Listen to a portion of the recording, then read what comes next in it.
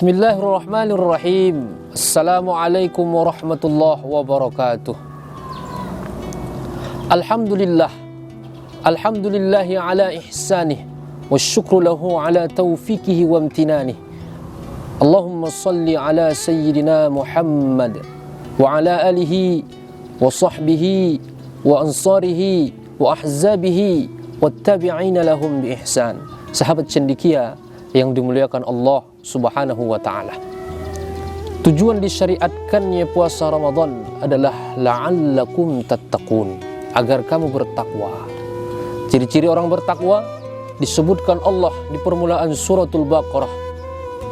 A'udzu billahi minasyaitonir rajim. Alif lam mim. Dzalikal kitabu la raiba fihi hudan lil muttaqin alladzina yu'minuna bil ghaibi wa yuqimuna as-salata wa mimma razaqnahum yunfiqun. Alif lam mim. Dzalikal kitabu la raiba fihi. Di dalam Al-Qur'an ini tidak ada keraguan di dalamnya. Hudan lil muttaqin, petunjuk bagi orang-orang yang bertakwa. Lalu Allah sambung ayatnya, alladzina yu'minuna bil ghaib, yaitu mereka yang beriman kepada yang gaib. Wa yuqimunas shalah, dan melaksanakan salat. Wa mimma razaqnahum yunfiqun, dan menginfakkan sebagian harta yang dikaruniakan Allah Subhanahu wa ta'ala. Sahabat cendekia yang dimuliakan Allah Subhanahu wa ta'ala, pada kultum kali ini kami hanya fokus pada ciri yang ketiga saja. Wa mimma razaqnahum yunfiqun, dan menginfakkan sebagian harta mereka di jalan Allah Subhanahu wa ta'ala. Selama sebulan ini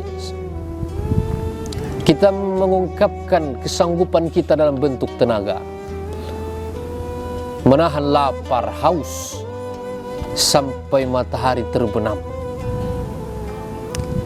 mengayunkan tangan, melangkahkan kaki, sholat tarawih insyaallah 30 malam di bulan yang penuh istimewa ini. Apakah hanya di situ? Apakah cukup hanya itu saja? Tidak. Kita berikan sebagian harta kita di jalan Allah Subhanahu wa ta'ala. Kita infakkan misalnya, kita sedekahkan misalnya di jalan Allah Subhanahu wa ta'ala. Sahabat cendekia yang dimuliakan Allah Subhanahu wa ta'ala, infak sedekah adalah ungkapan bahwa kita tidak pelit, bakhil, kikir.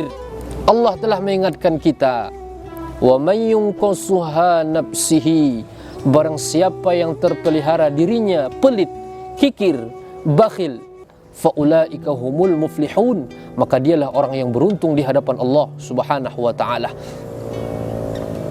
Sesungguhnya infak sedekah yang kita berikan, yang kita keluarkan, tidak seberapa dibanding nikmat Allah yang sudah kita terima.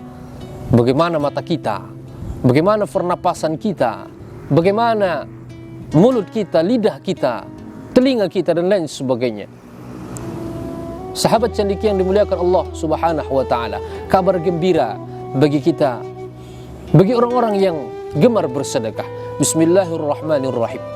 Mathalul ladzina yunfiquna amwalahum fi sabilillah, perumpamaan orang yang menginfakkan hartanya di jalan Allah, kamathali habbah, seperti satu butir benih, ambatat sab'a sanabil, dalam satu benih itu menumbuhkan 7 bulir. Wa fi kulli sumbulatin mi'atu habbah, dan tiap-tiap bulir tumbuh 100 biji. Wallahu yudha'ifu liman yasha, Allah memberikan balasan yang lebih bagi siapa yang Dia kehendaki.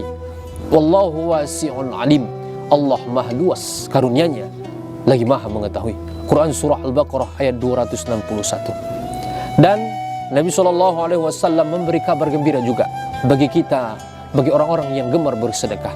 Bismillahirrahmanirrahim. Ma min yaumin yusbihul ibad fih illa malakani yanzilani yaqul Allahumma a'ti mumfiqan khalafa wa yaqulul akhar Allahumma a'ti mumsikan talafa. Rawahul Bukhari wa Muslim. Ma min yaumin yusbih, ketika seorang hamba di setiap pagi, fihi illa malakani yanzilani, maka akan turun dua malaikat, yaqul, dan berkata, berdoa kepada Allah, Allahumma a'ti mumfiqan khalafa, ya Allah, beri ganti kepada mereka yang berinfak, yang bersedekah hari ini. Wa yaqulul akhar, malaikat yang lain juga berkata, Allahumma a'ti mumsikan talafa, ya Allah, beri kebangkrutan bagi mereka, bagi orang-orang yang enggan untuk bersedekah dan berinfak. Hadis riwayat Bukhari dan Muslim. Dengan sedekah kita itu juga, kullu mri'in tahta zilli, setiap orang akan bernaung di bawah sedekahnya. Tahun kemarin, alhamdulillah, kita sudah membahas satu hadis di mana salah satu orang yang dinaungi oleh Allah Subhanahu wa taala adalah rajulun, seseorang, tasaddaqa bi sadaqatin, yang bersedekah, fa akhfaha, disembunyikannya sedekahnya, hatta la ta'lam shimaluhu, sehingga tangan kirinya tidak tahu, ma tunfiqu yaminuhu, apa yang disedekah infakkan oleh tangan kanannya. Sahabat cendekia yang dimuliakan Allah Subhanahu wa taala. Lalu bagaimana kalau ada orang yang mampu tapi tidak mau bersedekah? Allah mengancam, bismillahirrahmanirrahim, walladzina yaknizuna adh-dhahaba wal fiddah, orang-orang yang menumpuk emas, perak, harta, wala yunfiquna fi sabilillah, dan mereka tidak menginfakkan di jalan Allah, maka Allah mengancam, fabashshirhum bi'adzabin alim, sampaikan kepada mereka, mereka mendapat azab yang amat menyakitkan. Lalu bagaimana azabnya? Allah, harta kita itu akan dipanaskan, dididihkan, menggelega, lalu kemudian ditimpakan ke kepala kita, ditimpakan ke atas perut kita. Lalu Allah katakan, hadza ma kanastum, ini harta yang kau tumpuk dulu, fadzuqu ma kuntum taknithun, maka rasakanlah akibat engkau menumpuk harta. Sahabat cendekia yang dimuliakan Allah Subhanahu wa taala, semoga kultum yang singkat ini menjadikan kita orang yang bertakwa kepada Allah Subhanahu wa taala lewat harta yang kita infak sedekahkan, insyaallah. Taqabbalallahu minna wa minkum, taqabbal ya karim. Wallahu muwaffiq ila aqwamit thoriq. Ila liqa ma'as salamah fi yaumital. Assalamualaikum warahmatullahi wabarakatuh.